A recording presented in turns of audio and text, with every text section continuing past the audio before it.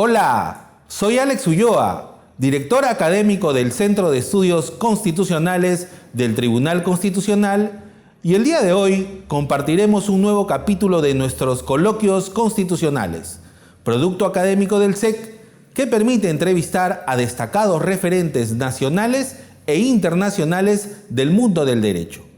En esta ocasión, entrevistamos al doctor José María Serna de la Garza, quien es profesor de la Facultad de Derecho de la Universidad Nacional Autónoma de México y en su oportunidad también ha ejercido como director del Instituto de Investigaciones Jurídicas en dicha emblemática casa de estudios. El doctor Serna de la Garza comparte con nosotros valiosas ideas y puntuales comentarios sobre los derechos que tienen los pueblos indígenas en México, así como la importancia de su reconocimiento a nivel constitucional y la forma en que interactúa la justicia indígena con la justicia ordinaria en dicho país. Les doy la más cordial bienvenida a nuestros coloquios constitucionales y pasemos a disfrutar de este nuevo video. Muchas gracias.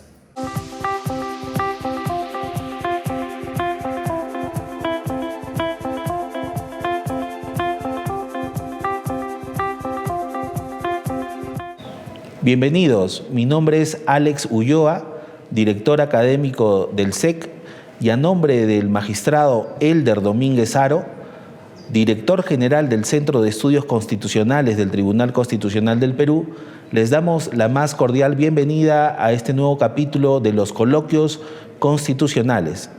En esta oportunidad vamos a entrevistar al profesor José María Serna de la Garza, quien es licenciado y doctor en Derecho por la Universidad Nacional Autónoma de México, maestro y doctor en Gobierno por la Universidad de Essex, Inglaterra, es profesor de la Facultad de Derecho de la Universidad Nacional Autónoma de México y también investigador del Instituto de Investigaciones Jurídicas de esta prestigiosa casa de estudios.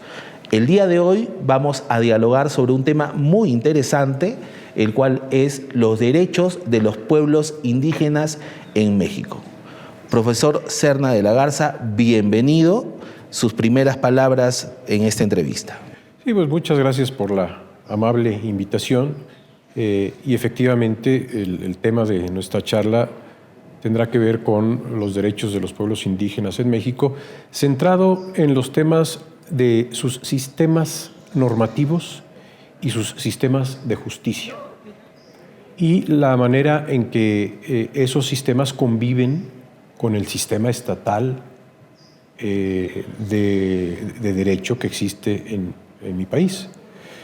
Una coexistencia difícil, complicada, que se ha caracterizado por resistencias, tensiones, dificultades en la forma de coordinar la actividad, por una parte, de los sistemas de justicia indígenas con el sistema de justicia, digamos, del Estado Nacional mexicano, que además es complejo porque tenemos una estructura federal, tenemos Constitución federal, tenemos leyes federales y además tenemos constituciones en los estados y tenemos leyes de los estados, lo cual pues añade, digamos, a la dificultad de encontrar el justo equilibrio y la convivencia adecuada en cuanto a la coexistencia de estos tipos de sistemas normativos y de justicia.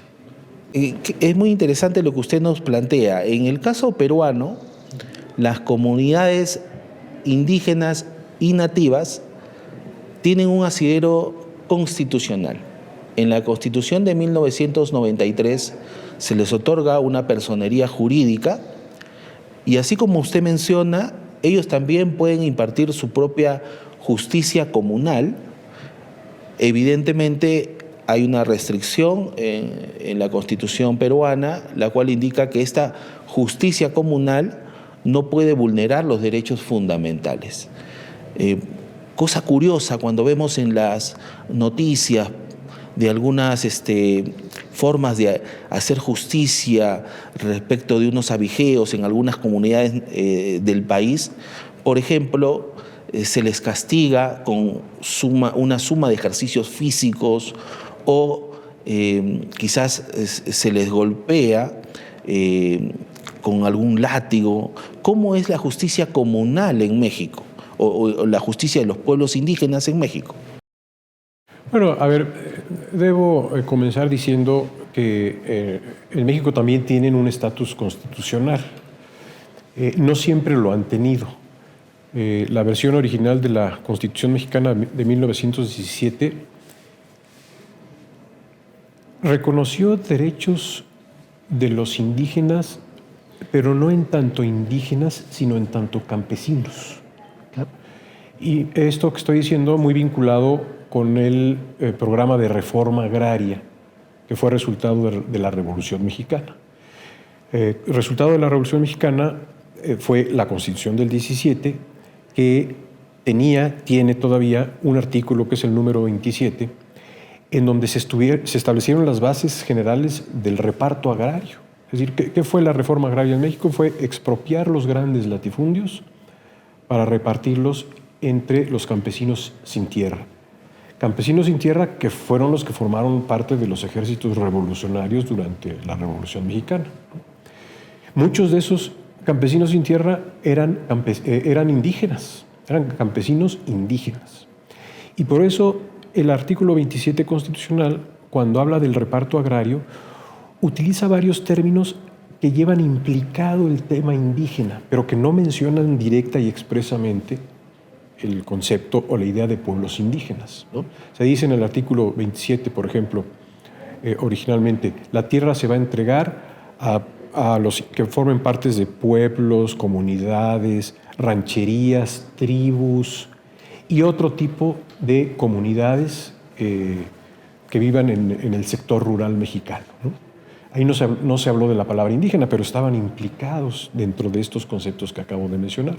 Entonces, muchos pueblos y comunidades indígenas fueron beneficiarios del reparto agrario.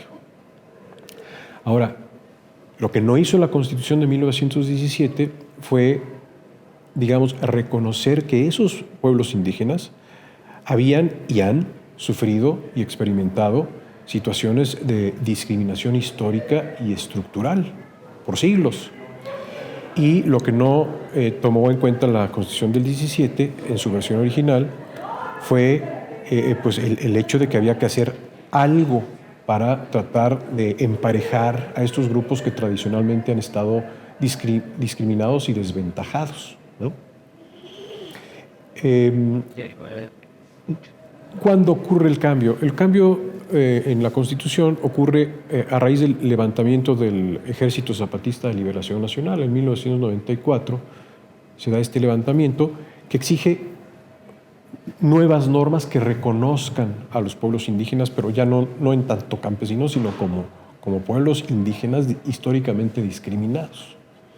Y eso da lugar a una reforma constitucional en el año 2001, en donde ya se les da un estatus constitucional a los pueblos indígenas y se establece una serie de lineamientos y de derechos básicos de estos pueblos, entre ellos el derecho a que sus sistemas normativos, sus sistemas de justicia, sus mecanismos de resolución de conflictos internos dentro de sus comunidades, se les reconoce ya como un derecho constitucional.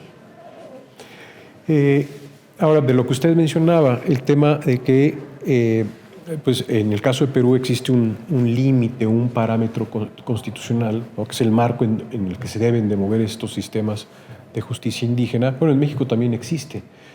Y lo que se da en el artículo 2 de nuestra Constitución es lo que podríamos denominar un parámetro de compatibilidad, ¿no?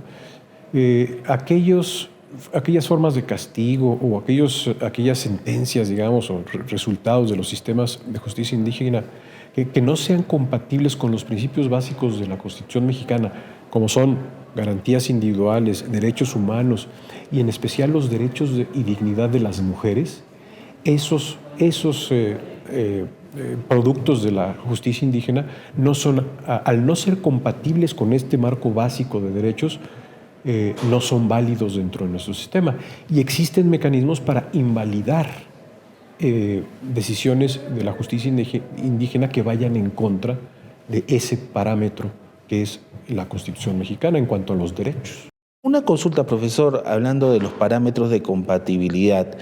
¿Qué sucede en México cuando la justicia indígena comete ciertos excesos y vulnera derechos fundamentales? En el caso peruano se sabe, se conoce que, por ejemplo, podrían pasar atados a un poste por varias horas e incluso días, siendo castigados.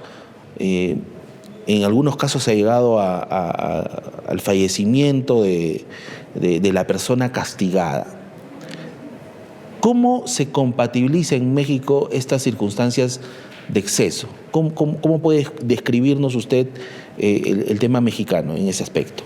Sí, a ver, de lo que puedo decirle es lo que ocurre en situaciones en las que las normas internas de las comunidades indígenas limitan los derechos de participación política de las mujeres, ¿no? Que es distinto a lo que usted está mencionando, pero hablemos primero de qué hace una mujer indígena en donde las reglas de su comunidad le dicen: tú no puedes participar en política, no puedes votar, ni puedes formar parte del cabildo del municipio indígena, ¿no? Bueno, cuando eso ha ocurrido, las mujeres indígenas, algunas indígenas, han recurrido a los esquemas de la justicia electoral, ¿no? Y emplean un juicio de protección de los derechos político-electorales de la ciudadanía, que eventualmente puede llegar a la Sala Superior del Tribunal Electoral del Poder Judicial de la Federación, que ha emitido sentencias en los que ordena el restablecimiento de los derechos políticos electorales de las mujeres, lo cual les ha abierto el paso para que puedan participar en política, tanto para votar como para ser elegidas en cargos de elección popular. Eso ha ocurrido en buena parte, en un buen número de ocasiones. Ahora, lo que usted dice de castigos, digamos, inhumanos o de cuestiones que afectan a la integridad de la persona, evidentemente eso es contrario al parámetro de compatibilidad que hemos mencionado. A ver, pero ahí la cuestión, las personas afectadas tienen abierto el camino para pedir el amparo y la protección de la justicia federal, por ejemplo, a través de la acción de amparo. La cuestión es que en la práctica puedan ejercerlo. Y muchas veces no pueden ejercerlo, pues porque el tipo de castigos que usted menciona pues ocurren en un momento, en un instante, digamos. Entonces, ¿en qué momento pueden recurrir estas personas a la protección del amparo viviendo en comunidades totalmente aisladas? Entonces, eso no lo pueden hacer. Lo que pueden hacer eventualmente, y entiendo que así ha sucedido, es que una vez que ya ocurre sucesos como los que usted dice, pues recurren al sistema de justicia penal para acusar penalmente a las autoridades que han ejercido este tipo de castigos sobre sus personas, delitos que tienen que ver con lesiones, por ejemplo, ¿no? o con privación ilegal de la libertad, cuando esta privación se ha dado en condiciones sumamente contrarias a los derechos humanos de las personas, ¿no? Es una situación muy complicada. Hay algunas vías que se pueden utilizar, las que mencioné en el caso de lo electoral son las que funcionan por su propia naturaleza, y hay tiempo para que las personas afectadas puedan interponer acciones como las que acabo de mencionar. Pero en el tipo de castigos que la comunidad aislada impone a las personas, bueno, pueden pasar meses sin que el resto del país se entere de que ocurrió una cosa de estas, ¿no? Eventualmente, repito, la persona de la comunidad tiene la opción, puede hacerlo, de acudir a la justicia penal oficial, digamos, y denunciar por distintos tipos de delitos a las autoridades que les impusieron este tipo de sanción. Y la justicia ordinaria, luego que ha sido activada por estas personas que han sufrido un castigo de la justicia indígena, ¿Son procesos recurrentes? ¿Son procesos que pocas veces se ve dentro del sistema ordinario de justicia mexicano? Sí, mire, sin tener yo estadísticas a la mano, sí puedo decirle que la justicia ordinaria tiende a invisibilizar los problemas que existen en las comunidades indígenas, ¿no? Lo voy a poner de otra forma. Hay veces que las autoridades de los pueblos indígenas imponen un tipo de sanción que es propio de la comunidad, por ejemplo, un arresto de 24 horas, o por ejemplo, el retener al ganado o parte del ganado de un miembro de la comunidad, porque ese ganado entró a comer vegetación dentro de un área protegida por la propia comunidad, ¿no? Hay casos como estos en donde los afectados por la sanción que la comunidad les impone acuden a la justicia ordinaria para acusar a las autoridades tradicionales, por ejemplo, de secuestro, ¿no? Porque los arrestaron 24 horas, o de privación ilegal de la libertad, porque les impusieron una sanción de 24 horas, o de robo de ganado, abigeato, por ejemplo. ¿Por qué? Porque la sanción que les impusieron consistió en el embargo de parte del ganado, ¿no? De ellos. Entonces acuden a la justicia ordinaria para acusar a sus autoridades de este tipo de delitos, y ahí es donde viene el conflicto, ¿no? Y ha ocurrido, y hay un caso muy famoso en donde esto ocurre,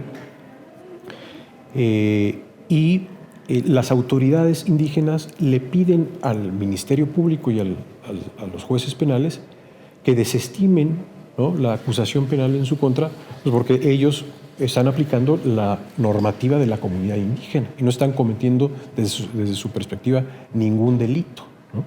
Bueno, y casos como este llegan hasta la Suprema Corte, uno en especial llegó a la Suprema Corte, y la Suprema Corte tomó el caso como una oportunidad para generar una doctrina constitucional acerca de bajo qué circunstancias y bajo qué criterios las autoridades ordinarias dirán, a ver, este caso corresponde a la justicia ordinaria o este caso corresponde al sistema normativo de la comunidad indígena. Evidentemente, cuando se trata de vulneración de derechos fundamentales no será un criterio a evaluar. Si es que se vulneran derechos fundamentales por parte de la justicia indígena, eso ya no es justicia indígena o debe contemplarse como tal. Hay un procedimiento de validación y sí hay mecanismos internos para que la justicia ordinaria diga, a ver, eso fue contrario a derechos humanos, entonces esa decisión está invalidada, no es válida. Y en otros casos dirá, a ver, hará un examen en los tribunales correspondientes y dirán, aquí no hubo violación a derechos humanos, entonces se valida la decisión que tomó la comunidad. Eso es lo que sucedió en el caso que le digo. Lo que le digo, los ejemplos que le puse no son de un caso hipotético, sino es de un caso real. Y la Corte ahí determinó que no hubo, al imponer un arresto de 24 horas, al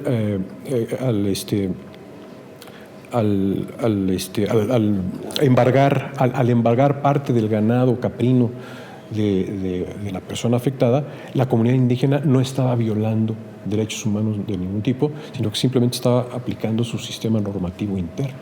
Entonces ordenó la validación de la decisión tomada por la autoridad indígena del pueblo correspondiente, ¿no? Entonces, si algún afectado considera en este tipo de eventos, en este tipo de hechos, que sus derechos humanos han sido afectados, entonces puede recurrir a la justicia ordinaria y decir, a ver, invaliden esta decisión que tomó la comunidad indígena, pues porque es contraria al parámetro de compatibilidad. Entonces hay un examen de la autoridad ordinaria en donde puede invalidar la decisión indígena o la puede validar, ¿no? Y si la valida, quiere decir que no encontró elementos para considerar que hubo violación de derechos humanos. ¿Sí? ¿Y cómo se ve el futuro en México respecto de la de la justicia indígena va a seguir coexistiendo con la justicia ordinaria? En el futuro se puede prever o visualizar que van a disminuir los pueblos indígenas y va a existir más Estado dentro de esos espacios, ¿o usted visualiza que esta coexistencia va a ser por siempre, duradera, permanente? Duradera, digo, cuando hablamos de pueblos indígenas en México estamos hablando de 20 millones de personas, ¿no?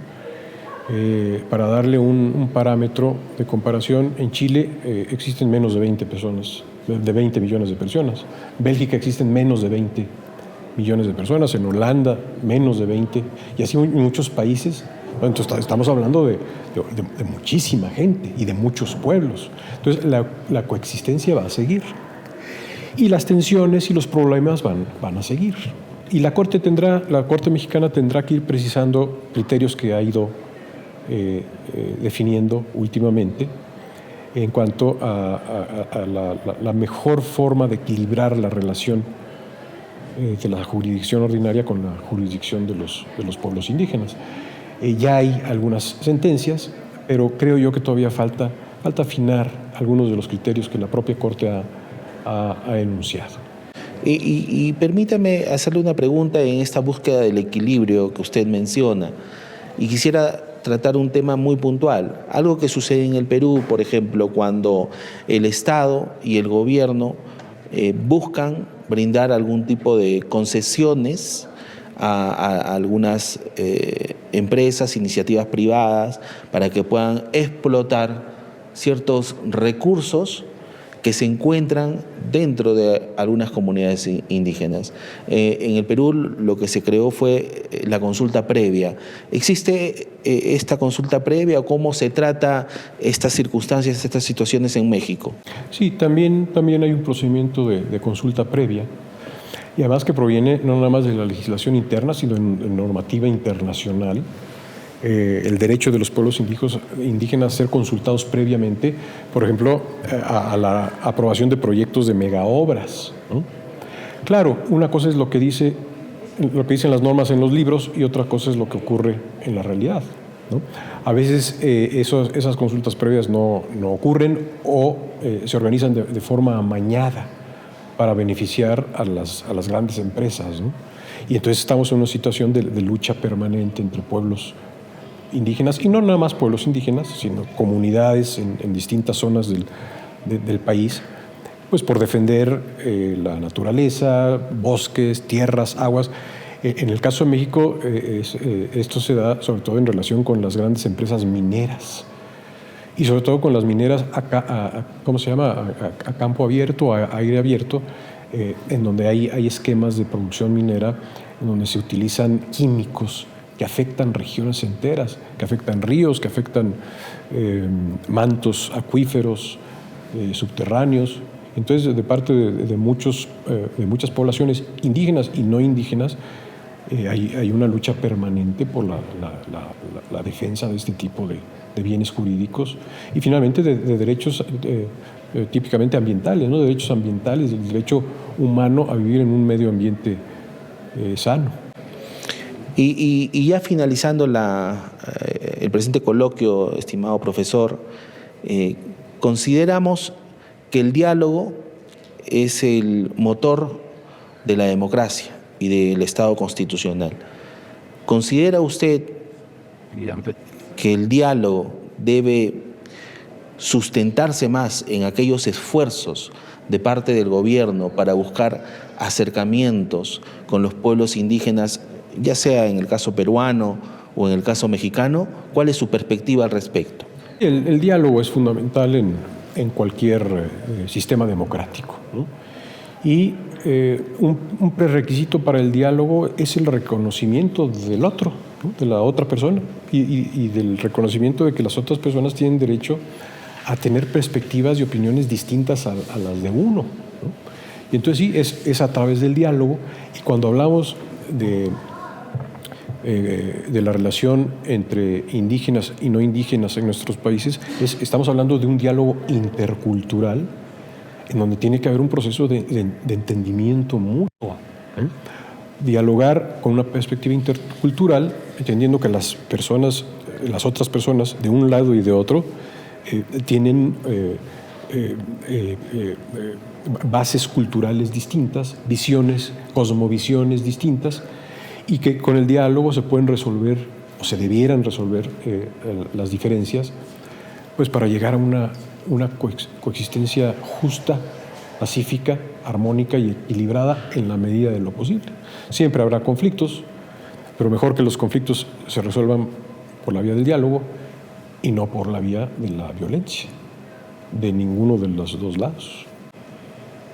Excelente su punto de vista, estimado profesor, y con ello estamos concluyendo la presente entrevista. Agradecemos a todos los que nos siguen a través de las redes en nuestros coloquios constitucionales, y a nombre del Centro de Estudios Constitucionales del Tribunal Constitucional del Perú, agradecemos al profesor Serna de la Garza y a ustedes por participar en este coloquio constitucional. Muchas gracias.